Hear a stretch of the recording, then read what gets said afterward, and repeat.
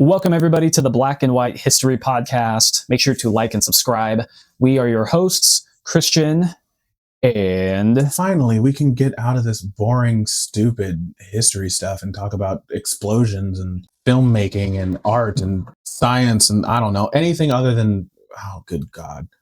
Movie reviews are fun. So they are fun. And it's been a while since it's been a while since we've done one. What was the last one we did? We did Lincoln. Mm-hmm. So it's been 100 years. Yes. No, not quite. 80. Yeah. 70. Anyways. Long enough. Plenty long. Yeah. Let us know if you guys like these. I mean, we're going to do them whether or not you like them or not, because this is not for you. This is for us. But we like doing them. And we have mentioned this movie in our top 10 war movies film. Mm-hmm. It wasn't a film. Our top 10 war movies episode. So if you haven't watched that one, watch that. Or don't. I don't care. You can just watch this one. You're already watching this one. Don't stop this one. Go watch that one. Finish this one, then go back. But we are going to talk about a great movie, a great film, 1917.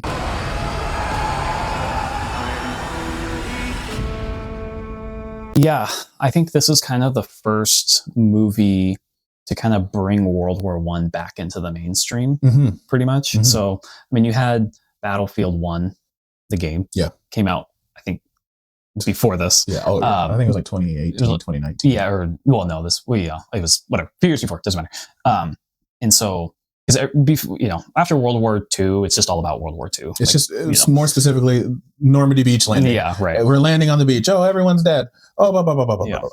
So, but, I think there's a lot of interesting, there's just a lot of fascinating things about World War I that's just been overlooked over the years. So it's kind of interesting and cool to see there be a bit of revived interest in it. And I think how this movie goes about it, because it's not just the fact that it's a World War I movie, but it's the cinematography is pretty much a character in its own. Yeah, absolutely. And so, after this was All Quiet on the Western Front, which is a probably just as good movie. If 1917 is, I would give it a 9 out of 10, maybe 9.5. If 1917 is a 9.5, I would give All Quiet on the Western Front maybe a 8.5 to a 9. I personally just liked it less, but it was still very, very well done. Sure. Both of them are. They're both worth a watch. Set aside a little bit more time for All Quiet on the Western Front. Also, don't watch with the dub. Watch with subtitles. So it's like a rewatch of this movie in preparation of it. I'll just start off by saying I don't know how I've always missed this every time, and it doesn't even really matter to the movie or the plot at all. But I don't know if it's just like a little like extra tidbit thing they put in there, Easter egg, I guess. But not only does it take place in 1917, it takes place April 6th. Oh, the day that the United States declared war. Yeah. And the U.S. has no mention. Yeah. So I just thought that was really interesting. Yeah. I never caught that before. I don't know why. That's super cool. I honestly, because we just got done talking about Woodrow Wilson and his declaration of war. But the film itself is from the perspective of two like junior enlisted soldiers. So like one's they're both corporals, or one's a private and one's a like very low ranking young soldiers. And like, the fact that this massive shift in the war has happened and they don't even know, like they don't care, it doesn't affect them. It shows, number one, historically, like news traveled slower. Yeah. But also, we're getting shot at right now. I don't care that the Americans have declared war. Like it doesn't affect me at all. But that is a very interesting Easter egg. That's pretty cool. So we got our characters, two main guys that we follow, Schofield and Blake. This whole plot's kind of like a video game. It is. It's like you just show up. Okay, here's your mission. Yeah. Go to the thing and deliver this. And so it's like any Elder Scrolls or. It is. It's a generic fetch quest. Basically. They are tasked to deliver a message to Benedict Cumberbatch, Colonel Mackenzie, and it's way like they're here and this other regiment is way over here, and the whole thing is. The British are planning an attack on the German position at some city. I can't remember what it is. Because the Germans seem to have retreated and now it's a good time to attack. But the British intelligence has new information that says, oh no, the retreat from the Germans was actually a fake out. And when you try to advance, they're going to destroy you guys. So call off the attack. the initial question I had is like, why don't you just telegraph? Like, send them a wire message. Well, because the Germans have cut all the telegraph wires, so they have to use physical paper runners to deliver messages to that location. So the fetch quest is given. You don't really get any backstory of who these people are.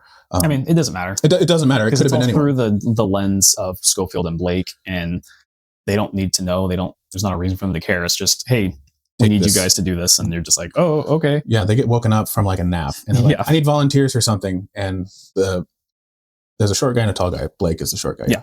So the short guy is like, he's presented as the main character, like he's the guy. So he is like, okay, I'll do this. And then he wakes up his buddy Schofield, who's next to him, and says, hey, come on, we're doing this thing. And so he's like, all right, fine. So they get this message, and they're told, make sure when you give him this message that it's delivered in public with other people around, because some men just like to fight. Yeah. So, but yeah, that's how it starts. Yeah. So we kind of have our two characters, and very different in attitudes towards the war, and tactics on how they should go about delivering this, even like motivation on if they even want to be a part of this. So they're both very different in every way. So it's almost like an odd couple. All I'm saying is that we wait. Yes, you would say that because it's not your brother, is it? It is. Yeah. Schofield is definitely, he seems a little bit older, a little bit more experienced.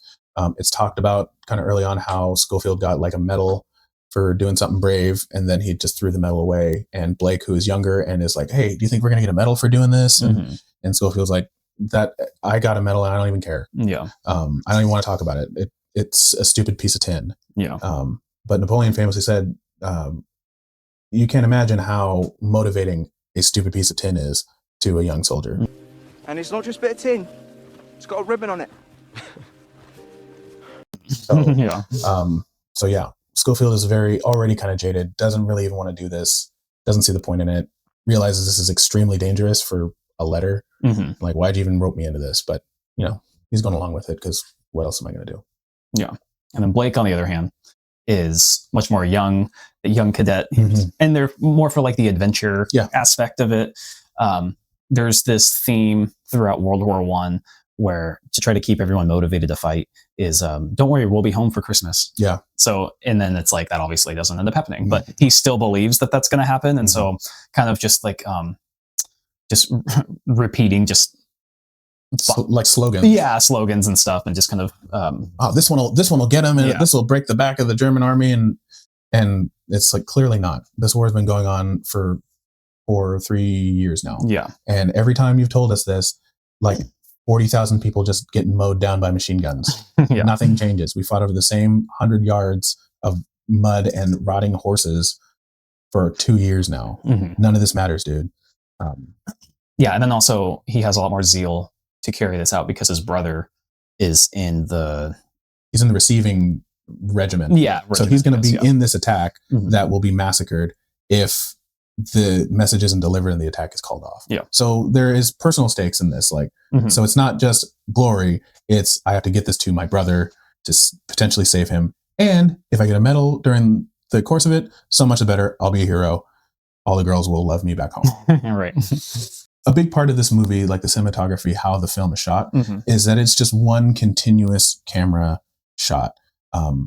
Many movies will do clever cuts because everything that you see in the picture is choreographed and organized for a scene. So the extras that are over here, the people who aren't speaking, aren't doing anything, they're just like pushing buttons or doing something. They're supposed to be doing that. It's supposed to set up a scene. Now, doing that for 60 seconds requires a lot of coordination. Doing that across hundreds of yards with dozens of people for 30, 40 minutes or however long these shots are is a masterpiece of choreography and screen direction and staging, because they're turning and this person's going to cross at this time and this person's going to meet them and say this line at this time. And you have to do all that perfectly at the right time. Everyone has to be in the right place.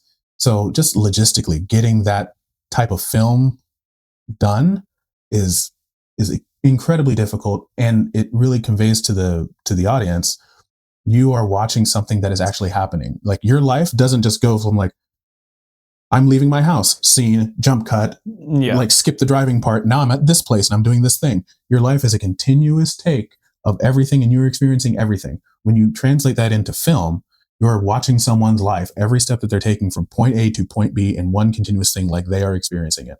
And that is very rarely done.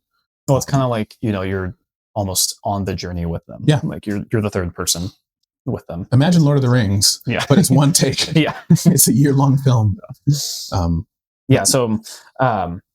it's interesting too. I think some of my favorite scenes is just because it moves pretty slow. You're at walking speed for a lot of this, but it gives you time to kind of intake a lot of the scenery and everything. And even when they're walking through, one of my favorite scenes is when they're going through the no man's land stuff, and they're walking through that crater, and the movie or the camera, it goes over the big puddle of water under there and kind of like switches positions. And so as they're walking to the side, you can start seeing like a skeleton, like halfway out of the thing, or like a hand out of the, as they're coming out of the crater and everything. And just like all those little touches like that. And they're just like walking, like not even looking, not, it's not just like, oh, cool, make a pile of dirt and let's film a scene there. It's like, there's a lot more just, I guess, thought put into it. Yeah. And I kind of like how they make the scenery almost like a character of its own. Like I said, the cinematography is kind of its own character. And so I like that. And then one of my other favorite scenes too is how they were able to accurately showcase the British trenches and the German trenches. Yeah. So in the British trenches, because you spent a lot of time in there in the beginning, and they're like way more narrow, and they're kind of like, they're waterlogged. It's like a swamp. Yeah, it looks like it's hastily done. Right. Yeah. It looks like how a bunch of young dudes would make dig a hole in the backyard. Yeah. And so as they're going through there, through the no man's land, and they reach to the German trenches, because Germany was way ahead of the game in the trench warfare game. So once they reach there, they're so much more deep. They're way more like they just excavated, and they're properly like braced and shored, so they don't collapse. They're very wide. They have concrete structures and bunkers because they get shelled constantly. Yeah. Both sides do, but the Germans have way better fortifications, just way better engineered, way more comfortable. There's drainage. Yeah. It's just a better infrastructure for that. Yeah. So those types of things to kind of give like a really as accurate portrayal as you can. I think it's kind of what makes this movie stand out even more. So it's not just like a war movie. It's kind of like, it really feels like you're really there, and like everything was done so precise. I just like those little things that they put in there like that. Yeah. I think, kind of in that same sequence where they like go through the bunker and then it's booby trapped, and even the fact that sort of stuff actually happened. Both sides would abandon like a position to retreat, and they'd leave booby traps behind to collapse their fortifications so that the other guys couldn't use it and take advantage of it and dig in. So they get through that scene, they get through the other side, and they see like all the German cannons, and they are like banana peel exploded out. And I think it's Blake who makes a comment like, oh, why would the Germans destroy their own guns? Like he doesn't have a concept of like, so we can't use them. Like he's not even thinking of it, because it's not his job to think of it. He's a young person, and he's just a frontline soldier. His only job is to do exactly what his superiors tell him to do. Yeah. He has no like tactical, he's not a genius. He's a regular dude they just pulled off the line. So like I'm an older and I like military history, and I'm like, oh, clearly they destroyed their own guns so the British couldn't use them. But he's just walking past them. And they didn't have to include that in the film. It was just a thing to maintain historical accuracy and juxtapose $10 Dr. Word, like the difference of what the audience sees and notices and experiences versus what the characters walking through don't even notice at all. And the filmmakers put that in there for both things. Yeah. Right. They get through that whole thing. They arrive at a little French countryside cottage. They're kind of halfway through where they're supposed to go. Nothing really crazy has happened other than the bunker exploding on them. And they kind of look off into the distance in the air, and they see a dogfight with planes happening. And one of the planes gets shot down, and it crashes in their, like in the little villa that they're hanging out. Like through the barn thing. It's completely abandoned, so they're just sort of hanging out. But the plane crashes and is like on fire. And it's a German plane, it turns out. So they help this German guy out of the burning plane and are trying to like help him and all that stuff. And Blake, who has been for probably like an hour at this point, our main character, the one that we focus on mostly, he gets stabbed by this German pilot who they just saved out of this burning airplane.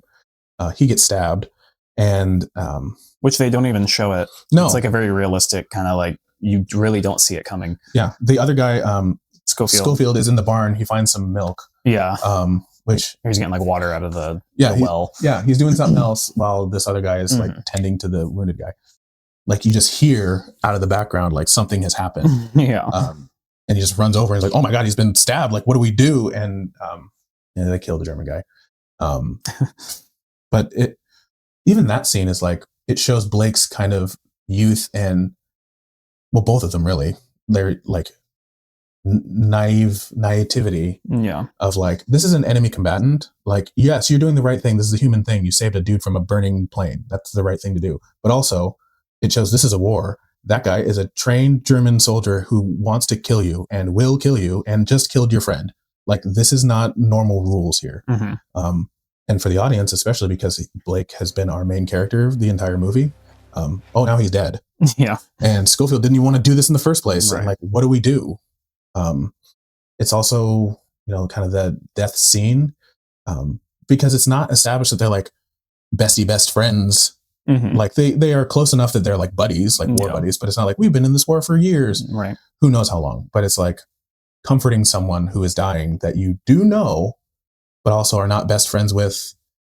It's a very human scene of like, I'm sad that someone I know and like, and I'm trying to save has died, but also like, who wasn't sad before about it. So it's kind of like where his arc kind of starts taking shape. Am I dying? Yes. Yes, I think you are. So he ends up having to just carry out the whole mission on himself. And you really see his arc because before, previous Schofield is just jaded. I don't care about this. And then after the fact, you see how he starts to look at situations and people differently. He talks to, what's the guy's name? Captain Smith, Armstrong, which is interesting that all the captains in here are real famous actors, but the privates and stuff like Schofield and Blake are like pretty unknown. So it's an interesting how they did that. Because like as a viewer, you're like, whoa, I know that person, that guy. And so you kind of think in your head like, oh, this is an important character through that. So just kind of illustrating it that way. Yeah. It's interesting. So it's helpful. So like that's the bald guy, right? Yeah. Yes. Yeah. So he ends up riding with them in their truck for like a few hundred yards, I guess. Like 10 seconds. And so he, Schofield, as the movie goes on, he starts, like I said, looks at things differently. And like at the lady, you mentioned he was like getting milk. Yeah. He keeps in this little canteen thing. He runs into this lady who's hiding with this abandoned baby. And he's like, before he probably wouldn't really care or even pay attention to what's going on there. But now after the fact, he's like, oh, like she needs help. He needs help. Like I have resources to help, what's going on here. And then he kind of took the burden on himself from Blake being killed. Before he would not have put as much effort into what he did, like trying to get to the where the ambush is happening and everything. And so, I mean, honestly, at the point that Blake is killed, and even shortly after, like it's totally reasonable, and it did happen in real life with some regularity. That like, oh, I'm supposed to deliver this message, but like halfway through, they'll just not do it because it's difficult. It's incredibly difficult and dangerous. And why am I going to die for some unknown number of people on the other side of this town that I'm never going to meet and are probably going to die anyways? Like, why am I going to cross no man's land for that?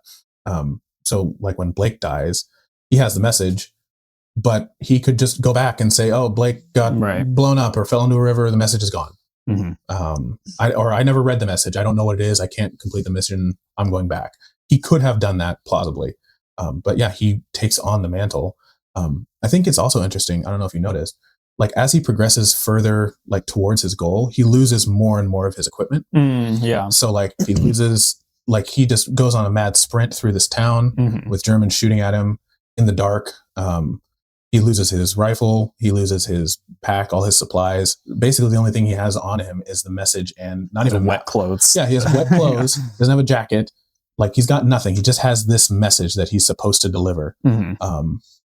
And so it's like a very it's a very interesting note of how this is becoming less of an order that a soldier is carrying out and more of I'm a person who is trying to help other people. And that kind of shows in like his desperation and willingness to just take insane risks, because it's not just about doing an order for a nameless, faceless captain who's probably dead back there anyways. This is the thing I'm going to do.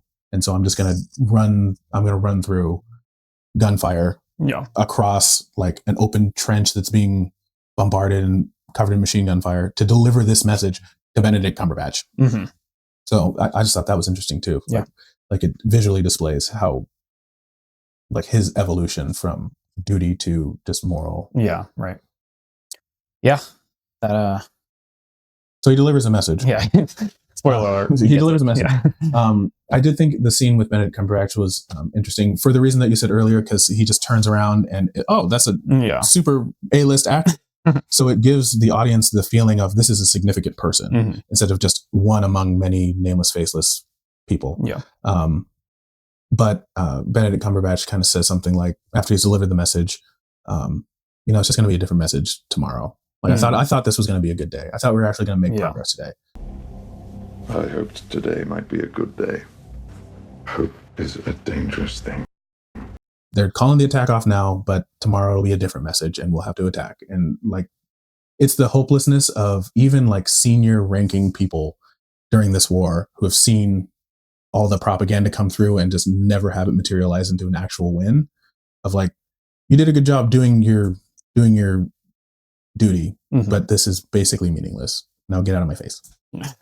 So yeah, that's basically the movie. Well, I think it's a movie that will hold up for many years to come. So I've already watched it three-ish times, 3 or 4 times, I'd say.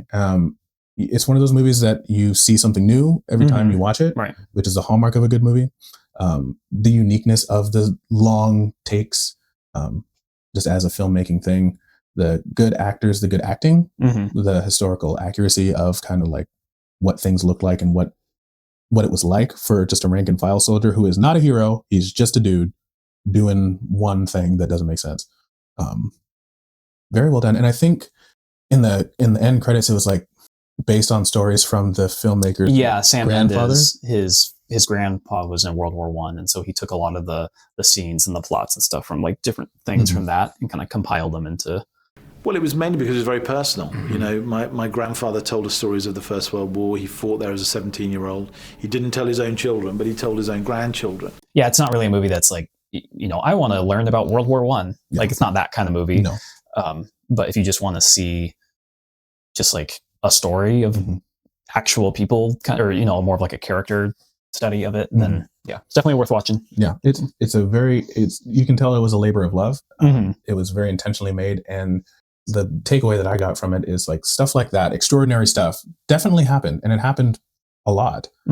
Just normal people doing crazy things because it was what they were supposed to do. It was the right thing to do, and I think there were some elements too of like we're Christians, but like providential stuff of like, hey, I got the milk from this farm and I just happened to run across a baby who has no milk. Oh, look, I have a canteen full of milk. Like just the little things like, was that true? Was it not? But it also is like, it's like the Saving Private Ryan scene where it's like, oh, a dude gets shot in the helmet and like lives, but then takes his helmet off and then dies. Jesus! Come on, lucky bastard. Even in terrible, terrible circumstances, like God is still around and he will still provide a way for you to do the thing that you are trying to do. Even like you could not have planned it. It was like, maybe I will get this milk because a baby will need it in some obscure French town basement. No, I did it. And now it comes out later on, oh, this milk wasn't for me. It was for this other thing. So that was just an interesting thing I got from it. Yeah, it's a good scene. Cool. Okay. I think we got it. It's a good movie. Go watch it. Yeah. Highly recommends. 1917. Buy it on Blu-ray. Yeah. I think we both own it on Blu-ray. So. I don't own that one on Blu-ray. It's on my buy list. There you go. But okay. Yeah. Make sure to like and subscribe. Let us know if you've seen the movie, what your thoughts are, and we'll see you next time.